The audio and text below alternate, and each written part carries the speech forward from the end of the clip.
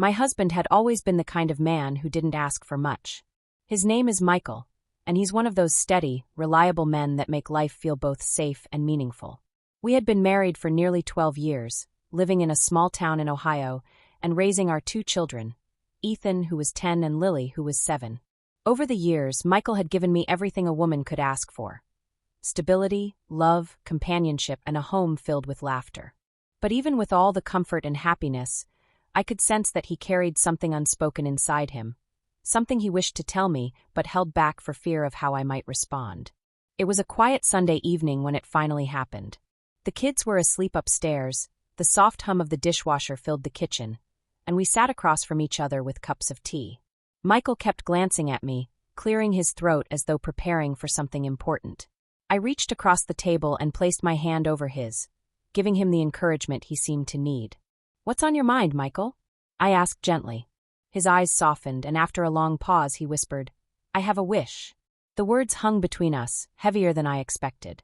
At first, I smiled and tried to lighten the mood. "You mean like a genie wish? Should I get a magic lamp?" He chuckled, but then he grew serious again. "No, I mean something real. Something I've wanted for a long time, but I've been too nervous to tell you." My heart raced a little. In marriage, surprises can go 2 ways. Either they bring you closer or they shake the ground beneath your feet. I braced myself as he took a deep breath. "What is it?" I asked. Michael hesitated before finally saying, "I've always wanted us to take a trip together, just the 2 of us. No kids, no work, no distractions. Just us." I blinked at him, almost surprised by the simplicity of it. For all my worry about what his wish might be, it turned out to be something so heartfelt and pure. Still, I could see the vulnerability in his eyes, as if he expected me to dismiss it as impractical. But I didn't. Instead, I felt my chest tighten with love. We hadn't been away together since before the kids were born. Life had been too full of responsibilities, school schedules, soccer games, and bills. The idea of reconnecting, of rediscovering each other away from the routines, sounded not only reasonable but necessary. "Yes," I said softly, then louder. "Yes, Michael. Let's do it."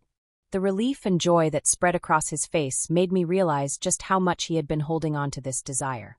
That very night, we sat together on the couch with my laptop, looking up destinations.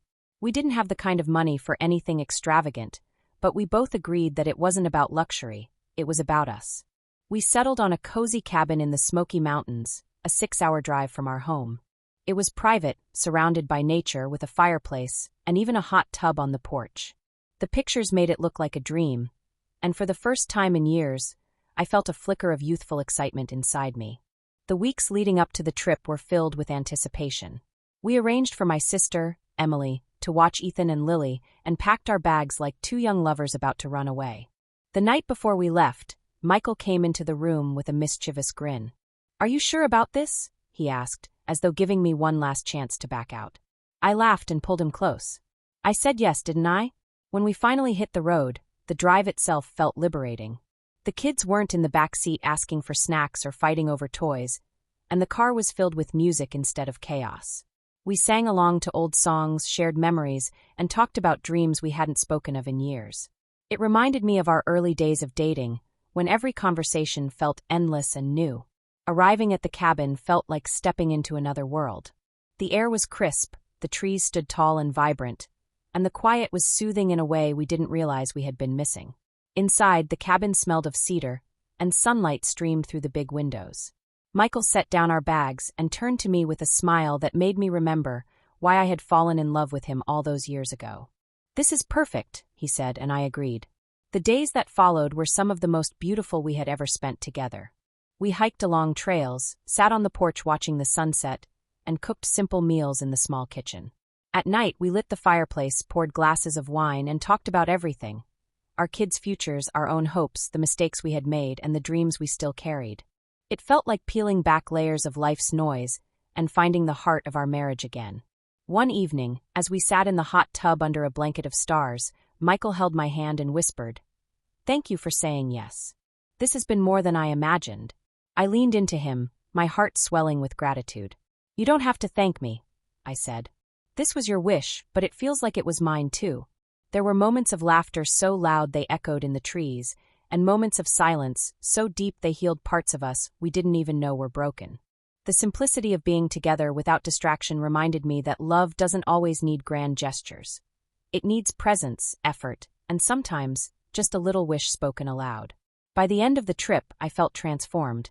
Not in the sense of becoming someone new, but in rediscovering the woman I had been when Michael and I first met. He too seemed lighter, happier, more alive. As we packed to go home, he turned to me and said, "This wasn't just a trip. This was a promise to ourselves to never forget us." When we returned, the kids ran into our arms, and the house once again filled with the familiar chaos of family life. But something had shifted between Michael and me. We were more patient, more connected, and more appreciative of each other. His wish had not only given us a trip, but had breathed new life into our marriage. Weeks later, I caught him looking at me across the dinner table with that same softness in his eyes. "What?" I asked, smiling. He shook his head with a grin. "Nothing. Just, I'm glad you said yes." And in that moment, I realized that sometimes the simplest wishes carry the greatest power. It wasn't about money or grand adventures or dramatic changes.